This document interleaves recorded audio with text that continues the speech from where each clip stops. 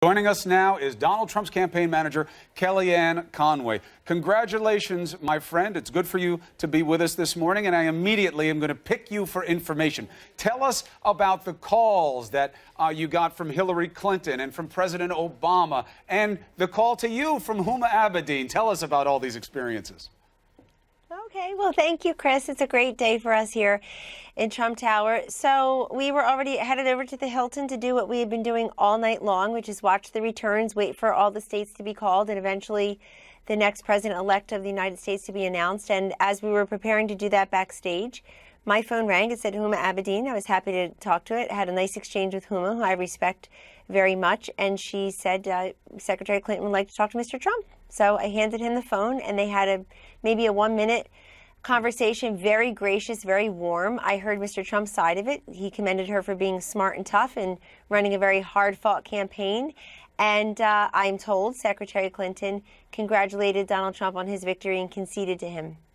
Kellyanne, tell us about your night before that. What was the moment where jaws were dropping? Was it after Donald Trump won North Carolina? Was it Florida? What was the moment where you realized things were really breaking your way?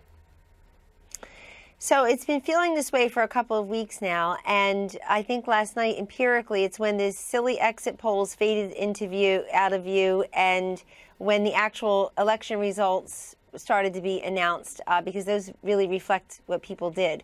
And I think when we saw we were able to protect our core four, as I've been calling it, Florida, North Carolina, Ohio, and Iowa, then we knew we were onto something, because we had a lot of people in our counties giving us information about returns. We were able to compare Mitt Romney's returns to last night's, what we were hearing.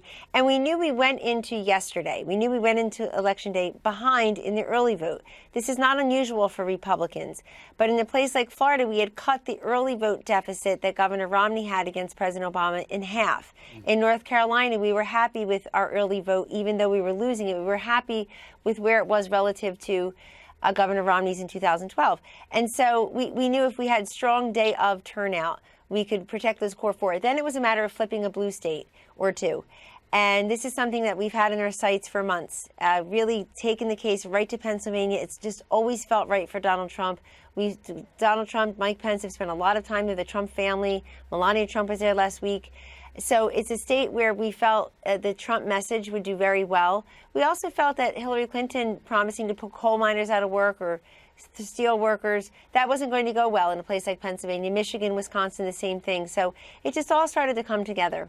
So I loved your tweet last night that stop saying all the pollsters didn't see it, because obviously Kellyanne is a pollster and she obviously saw it. New Hampshire, Michigan, and Minnesota still too tight to call. Won't change the race from Clinton's perspective, but would deliver a hefty mandate to Donald Trump if each breaks his way. How important are they? Well, they're important, and they're places where we were in the waning days, sometimes under a hail of criticism, Chris. Why are you going to Minnesota? Well, maybe we saw that Minnesota was tight. Internally, we saw Minnesota was -3 for us, and thought, let's go there. Because if you work for Donald Trump, it's never a choice between this state and that state. It's just a matter of adding more stops to the calendar, since he's so willing to be campaigning practically 24/7. It's the complete mystery to all of us, president or no president, when this man sleeps. We still don't know. So if he's willing to do 6 stops a day, if Governor Pence is willing to do 5 or 6 stops a day, it's easy to add when you see something blossoming in the internal polling. The other thing is, we saw it, I've talked about it on CNN, again, criticized for doing so, but we saw 2 things that ended up being true. One is the undercover Trump voter, these people who want to take the country in a new and different direction, have an unfavorable opinion of Hillary Clinton, but don't look the part of a Republican presidential voter. Maybe they voted for President Obama twice. Maybe they voted for President Bill Clinton twice. Maybe they vote for Democrats in the off year. But it's the combination of the message and the messenger this year, and their reluctance to go for more of the same and go for Hillary Clinton, that really made them available to us. The second thing that we saw was that Hillary Clinton just had a very difficult, and it turns out impossible, time to bust through her ceiling of 45, 46, 48% in some of these states that President Obama carried twice with more than 50%. So seeing her, that deficit for her, gave us an opportunity to at least try to get to parity with her. We ended up putting Mr. Trump and Governor Pence and our ad money in those states where we saw that happening. So, Kellyanne, let's talk about Secretary Clinton and let's talk about some of Donald Trump's campaign promises. One of them was to appoint a special prosecutor to investigate Hillary Clinton. Is that going to happen? We didn't discuss that last night, and he did not discuss that with Hillary Clinton on the phone. But I mean, for voters who want to know whether or not there'll still be division or whether there'll be unity, that was one that was a real rallying cry for some of his supporters and a battle cry for him. And I think that this morning, Democrats obviously are waking up somewhat despondent and they want to know what to expect. Do you expect that those sorts of investigations from Donald Trump will continue? Well, on your point of we need unity, that was precisely the theme of Trump's victory speech last night, Allison. True. He went way out to make sure everybody heard him loudly and clearly that he will be the president for all Americans, and that includes many that did not vote for him and did not expect him to be their president. He also went a little bit farther. He said we need to heal and bind the wounds of a nation. Obviously, he's spoken to President Obama. Obviously, he's spoken to Secretary Clinton. They are two leaders that we would like to lean upon to help us do that. We certainly hope we can do that. And we certainly hope that a number of Democrats today feel the same way, and even the non-voters, people who don't really bother with the system. So, this is for all Americans. Well, what do you do with the disconnect, though, Kellyanne? What do you do with, well, of course you want to conciliate. Of course you want to bring people together. That is the responsible thing for the president-elect to do, and I agree with you. He did it well. But there is such a stark contrast between the message he campaigned on, which was certainly one of division to many people's perspective, maybe more than half the country at latest count of the popular vote. How much will we hear from the president-elect clarifying what he will and will not do that matches up with what he promised during the campaign? Well, respectfully, I disagree that he ran on division. He ran on many things. He had a lot of policy proposals that people were hearing and liking. I mean, if you look at the last couple of weeks, the divisive negative campaign belonged to Hillary Clinton. I have to tell you, as Donald Trump's campaign manager, I was mystified, really excited and heartened, but mystified as to why she would go all negative instead of maybe explaining what her answer to Obamacare might be and the Affordable Care Act. So it was a huge risk on their part, I thought, and it didn't pay off.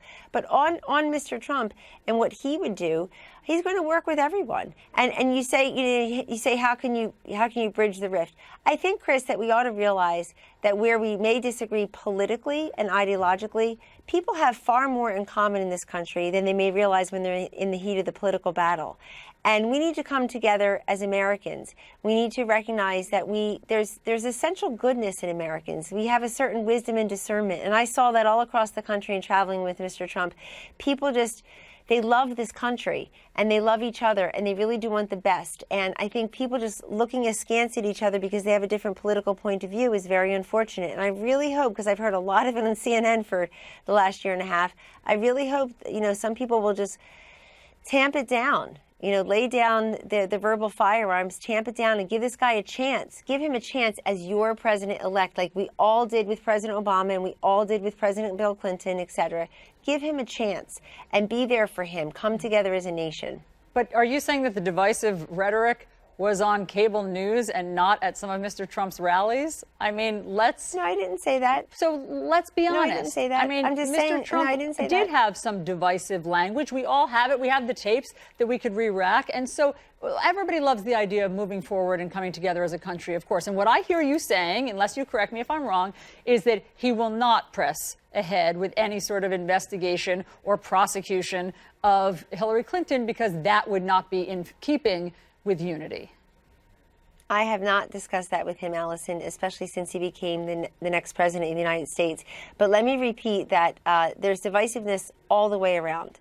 And I think just throwing at us constantly the isms and, if you can just go back and reflect for a moment on the avalanche, the unprecedented deluge of negative criticism that we've received here at the Trump campaign and has been laid upon his shoulders. It truly is unprecedented. And you know what? It backfired by and large because people ended up saying, stop telling me what's important to me. Stop telling me what to think and whom to vote for and who's disqualified. Look at what the Clinton campaign did for weeks, for months. They were trying to tell people, this is what's important to you. Temperament, or this comment that many years ago, or that comment yesterday. This is the next thing that's important to you. And meanwhile, people are saying, you know what's important to me? whatever's important to me. I honestly think, to the whole political elite media class, all of us, really all of us privileged people who have a platform, Allison and Chris, I think the big lesson of yesterday is stop listening so much to each other and start listening to the people. They have fabulous stories to tell. They're good-hearted.